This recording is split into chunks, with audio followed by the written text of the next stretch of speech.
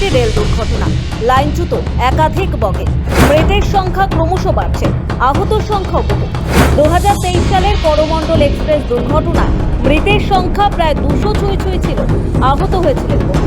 সেই দুর্ঘটনার ক্ষত এখনো টাটকা। তার মধ্যেই গত 17 জুন উত্তরবঙ্গে চটেরহাট এবং রাঙাপানি স্টেশনের মাঝে দুর্ঘটনার কবলে পড়ে কাঞ্চনজঙ্ঘা এক্সপ্রেস।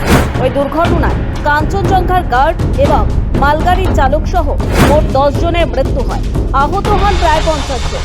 সেই বিভীষিকা ভোলার আগে দুর্ঘটনাগ্রস্ত হলো ডিব্রুগড় এক্সপ্রেস। জানা গিয়েছে চণ্ডীগড় থেকে ডিব্রুগড় যাচ্ছিল ট্রেনটি।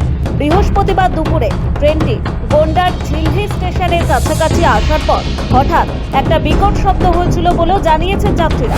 এরপরে ট্রেনটি কাঁপতে শুরু করে। এক্সপ্রেস ট্রেনটির 10টির বেশি কামরা লাইনচ্যুত হয়। এর মধ্যে 2 থেকে 3টি কামরা সম্পূর্ণভাবে উল্টে যায়।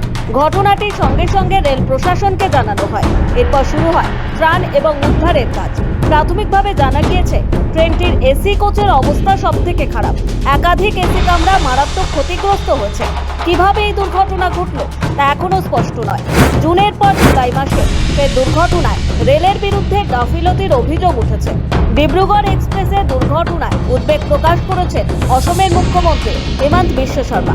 অসম সরকারের তরফে জানানো হয়েছে গন্ডার দুর্ঘটনার ওপরে নজর রাখছেন মুখ্যমন্ত্রী হিমন্ত বিশ্ব শর্মা।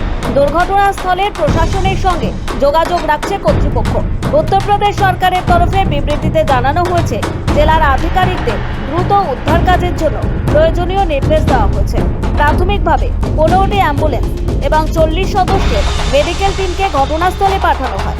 এদিকে যাত্রীদের সুবিধার্থে রেলের তরফে বেশ কিছু হেল্পলাইন নম্বর প্রকাশ করা হয়েছে। এদিনের দুর্ঘটনার পর বেশ কিছু ট্রেনের যাত্রাপথ পরিবর্তিত হয়। ব্যুরো রিপোর্ট, সময় কলকাতা।